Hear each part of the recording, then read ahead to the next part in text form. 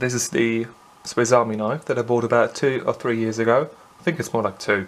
And in this video I'm going to go through all of the tools that are on here with you and give you some close-up shots of these, and I will also tell you what I think about this piece of kit, and if I would recommend it or not, or what else I should do with it. First of all, no big mods done to it. I just took an old polyester cord, cut that down, made 2 knots, and that's my lanyard for this thing. Not even paracord, this is just some simple nylon stuff. Anyways, yeah. Oh, and one extra I also did, which I have on all my Swiss Army knives, is this here, which is a pen. A simple ball head pen, ballpoint pen, whatever. How you get these? Well, you can order these back plates. You can order them from I think Amazon as well, or you go to a Victorinox store and they can change this thing out and put that little pen inside of there. The overall thing costs €5, I think. I think it was under €5, and with that you get just a pen inside of there, which seems weird because that thing is, I mean, it is really small, but you'd be surprised how often you really need a pen and you haven't got one on you, and that thing really helps. So, first tool I want to talk about is the secondary blade, which is actually, in my case, a backup blade, and a backup blade only. I never used this before. I have on previous models, but it always turned out to be not that effective, usually.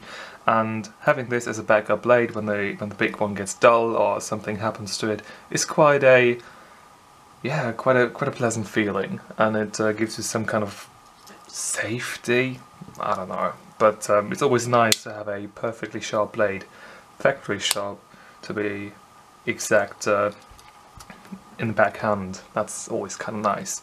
This is the main blade, and yeah, just very classic main blade of a Swiss Army knife. Everybody's seen that before, everybody knows it. To give you some kind of a comparison between, let's say, a Swiss tool and this, I'm going to show you right now the main blade on my Swiss tool RS, which actually is quite a bit bigger, if you can see this right now. Quite a bit bigger. Just to give you an example, they look almost the same. If you haven't got them, you know, side each other, you wouldn't tell the difference, but very, very similar. Not much really to talk about that, right? Everybody knows the main blade on a Swiss Army knife, so what am I even doing here? Next tool is the file. This is a wood file. Not a wooden file, it's a file for wood, not made out of it. And it's actually got a metal saw kind of ground to it here as well.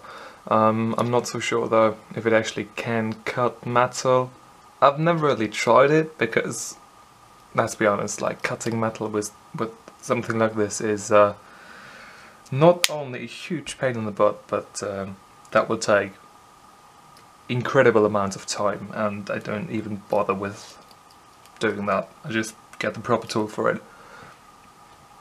Then we've got a little wood saw, and these things always have been very brutal. Very effective, I have to say that, but dangerous as well, because slipping your fingers into this blade, into this kind of, yeah, into this saw basically, you're always very close to it. Like you're holding it like this, or with the lanyard like this, and if you press against something, you just naturally slip into it. So be careful with this, and try to, if you are actually cutting something, cut only this way. Cut this way, and then pick it up, put it in the front, cut this way again. That way you will never slip your fingers onto the main blade. It hurts, trust me, it hurts. Another thing that is very useful, and actually a tool that I wouldn't buy a Swiss Army knife without ever again, is the pair of scissors. This is quite a decent pair of scissors actually. A lot better than on Leatherman tools. Like, there isn't really a comparison between these two. These are just way superior. And they cut through literally everything that a household pair of scissors would cut through too.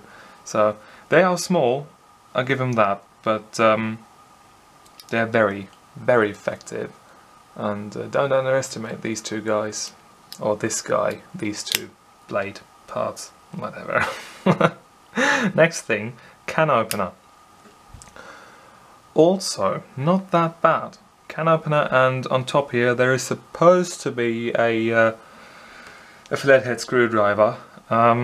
Using this as a flathead screwdriver isn't really my kind of thing. I usually do not use this thing for that, just because you screw up the whole blade right here from the can opener. You just screw it up, usually, with most screws that you could actually use this thing on. So for me there really isn't that much of a point of using that little flathead screwdriver. Here we go. This is the cap lifter, bottle opener, however you want to call it. A bigger flathead screwdriver on top here, and there's where you hook in your bottle cap. This is, you know, everybody says, it's a wire strip, it's a wire strip. I do not really know how to strip wires with this, I'll be honest with you. Like, putting this in between here and pushing down or something, I don't know. Many people say that it is. No one really could ever give me an answer on what it really is supposed to be, and Victorinox support didn't really help either. Then we've got the eel, Aale in German. I do not really know how it's called in English, but it basically was used to punch holes. Hole puncher, yeah, hole puncher. To punch holes into leather saddles or belts. That's what this thing is originally designed for.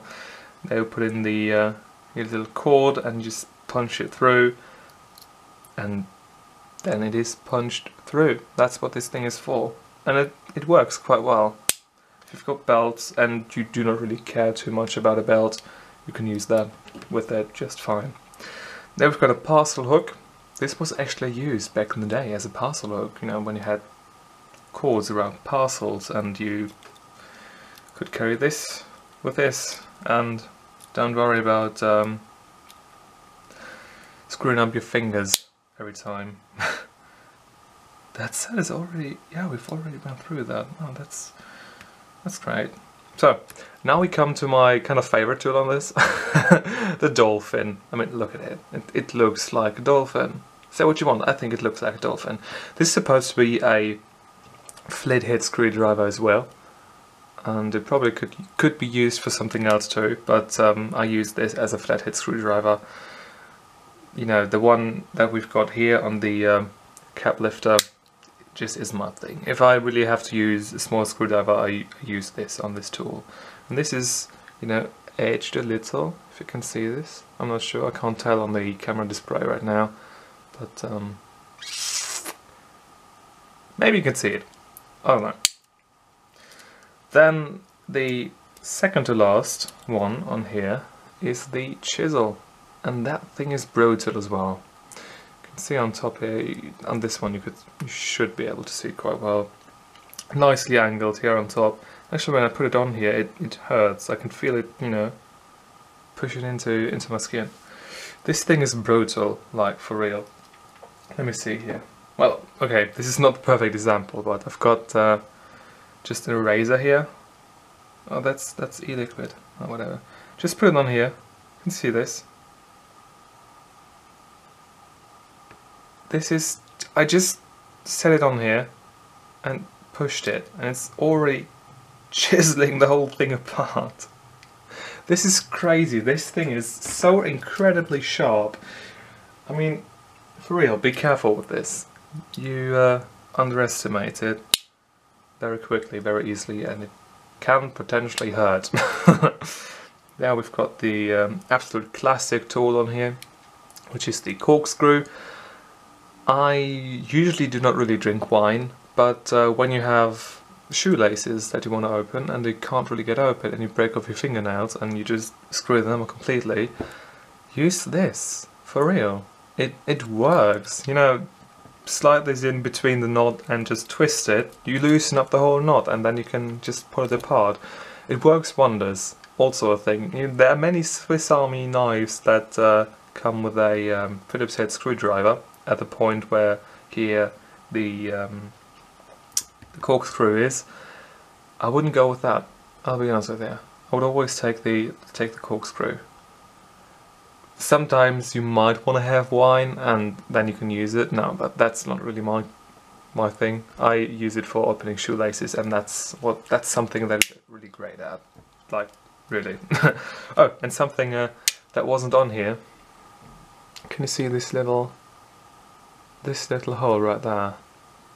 You can put a needle in there. Just some kind of pin. And then have a needle on there. Yeah. There isn't one on there from the factory, but you can put one in if you like. They've got tweezers. A small pair of tweezers. They look like absolute garbage, but let me tell you, these things, they can be a lifesaver, for real. If you've got splinters in your hands and then you touch anything and it just hurts when you're on a hike, when you're out and about doing something, and you just haven't got like tweezers with you or anything else to pull that thing out, these things here, they are incredible for that. And they're incredible just because they are cheaply made. You can see here, they are not rounded off at all. They're just pressed out of the machine and they're pretty much left as they are. And that way you get a very sharp contact patch where it can actually, you know, get into it and pull splinters out quite easily with this. It's great, it's an absolute lifesaver, I have to say. Okay, now we come to the tool that I have never used before, which is the toothpick. Okay, I'll be honest with you, usually for, you know, if you've got like me between your teeth and something, I usually hold one hand before my mouth and with the other I just try to get it out, which is kind of gross, I know, but I do not use this toothpick for that, especially not when I put it into my Swiss Army knife, where it will sit for the next few months. I've never used one of these toothpicks as they should be before, and I will probably never will. Ah. Got it. Okay. I think we are through all the different tools on this knife. Oh, yeah. This is the lanyard ring thing, and this is the lanyard loop. Okay, now we are really through all of the tools on this knife. And I'm just going to tell you, I will give you some overview of the things here, of all the different angles, and I'm going to talk to you about what I think of this. So, like I said before, I've bought this about 2 years ago, and I have to say I don't have many things that I don't regret buying, but this thing here is something that I will never regret buying. Everybody should have a Swiss Army knife, in my opinion, and probably everybody should have something on their body, on their clothes, in their car, at any given point, because these things, they aren't that expensive and they are just incredibly practical. If you want to have a locking mechanism on your Swiss Army knife, there are some Swiss Army knife models out there that have locking mechanisms for the main blade and for other tools as well. This one is just a classic one, so this one doesn't have it. But then again, this is probably the smallest motor tool with the biggest amount of tools that you can get. There are these keychain things where you've got like hex keys and stuff in there that you can twist and shit, but those things, I'm not a big fan of those. I'm a big fan of Swiss Army knives and multi-tools, but Swiss Army knives they're just a little bit more practical, since you always can actually have them on your body. A multi-tool is usually quite chunky and a little bit too big for the usual trouser pocket or jacket pocket. Still though, I've got a Leatherman Wave in my backpack at any given point. Which is kind of weird, right? But I like it. That's why, probably. So my experience with this, for 2 years now, I always had this on my body. Somehow. Even if it's just in a bag or in a jacket pocket, I always had this with me. And I was very surprised in how many occasions I could actually use it.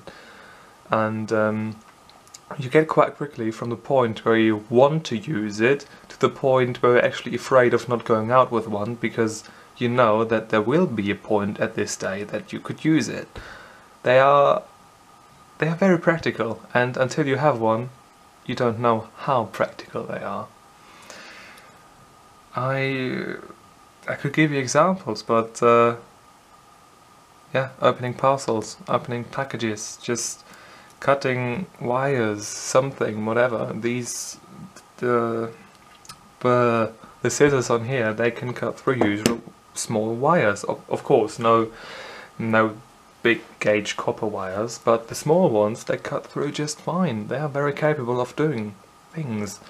And overall, having something like this, even for opening shoelaces, that corkscrew, that is really digging.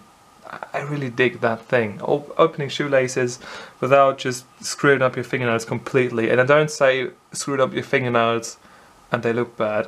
I mean screwed up your fingernails and they hurt, because you just bent up half of your nail in the front. That hurts quite a lot. And I did that so many times. And since I have this, and since I actually use the corkscrew for opening shoelaces, I have never had that before. Yeah, that's probably the biggest pro of this whole thing here, opening shoelaces. It has never been easier before. Okay, if you have any questions about this, feel free to ask me in the comments below. I will try my best to respond to them. And if you want to see more of this, let me know in the comments below as well. If you want to see a Leatherman Wave review, if you want to see a Swiss Tool RS review, I could do one. Let me know if you actually want to see it, because my videos are not being watched usually, and I don't really care. But actually going through every tool of this by looking at the viewfinder of the camera, which is a small point and shoot, and I'm really risking to cut myself badly with this thing, looking through this, because it's got delay and everything. Whatever, I'm talking too much. Thank you for watching. Maybe I'm going to see you next time. If you liked this video, leave a like. If you didn't, leave a dislike and report the channel, just as usual. Thank you for watching. Bye.